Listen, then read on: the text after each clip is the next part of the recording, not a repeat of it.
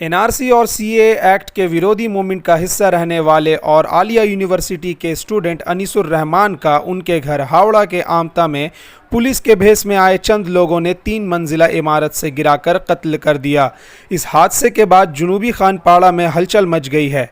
अनीसुर रहमान हाल ही में अब्बास सिद्दीकी की party ISF का हिस्सा बने थे। पुलिस के मुताबिक अनीसुर रहमान की उम्र 28 साल बताई गई है। पुलिस को दिए गए बयान में घर वालों ने बताया पुलिस के भेस में 3 लोग उनके घर में दाखिल हुए और फिर उनके बेटे को तीसरे माले से नीचे गिरा दिया।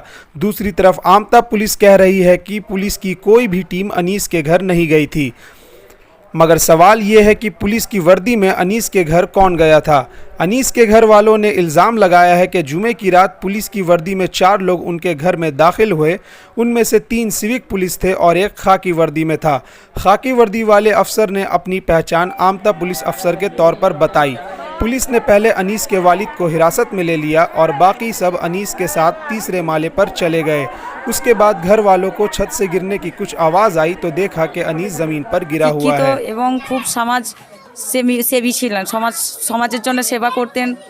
যারা দরিদ্র মুসলমান সম্প্রদায়ের তাদের জন্য তিনি অনেক কিছুই করেছেন। বাচ্চা মাদ্রাসার ছেলেদের জন্য, তাদের টাকা পয়সা পাওয়ার জন্য, সংখ্যালঘু সম্প্রদায়ের তাদের জন্য সে অনেক কিছুই করেছে। এমন খাজুরটি হাই মাদ্রাসাতে উনি অনেক বাচ্চা ছেলেদের, তাদের মা বাবা যাদের পড়াতে পারতো না তাদেরকে বাড়ি গিয়ে বোঝানো আর করা, শিক্ষার সম্পর্কে তিনি এসব করতেন।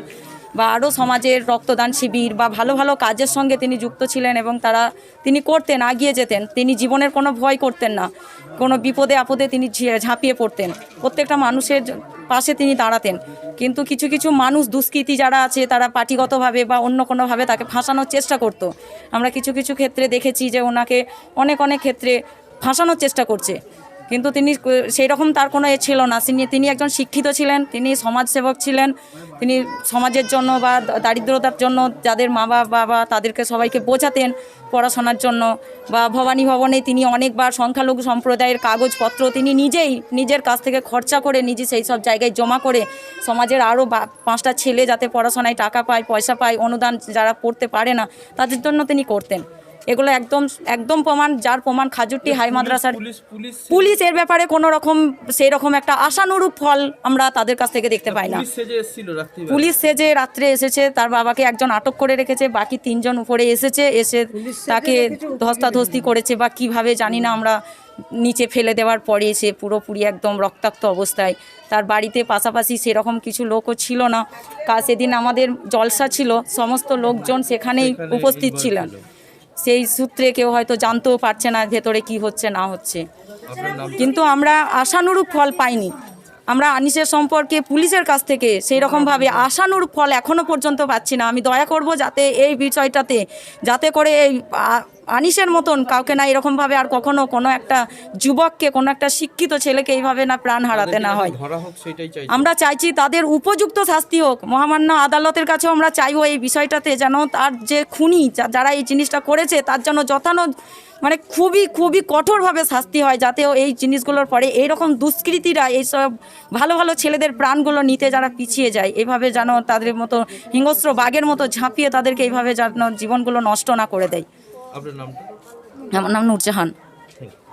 এখানকার মেয়ে বাসিন্দা, অন্য জায়গায় বিয়ে হয়েছে, আনিসের সঙ্গে কোনো সম্পর্ক নেই, যে আত্মীয়তা আছে তাও নয়। আমি পাবলিক হিসাবে, নাগরিক হিসাবে বলছি, যেটা এসে শুনলাম আনিসের বাবা নাকি রাত 3টের সময় থানায় ইনফরমেশন করেছেন, কিন্তু পুলিশ এসে পৌঁছেছে 8টার সময়।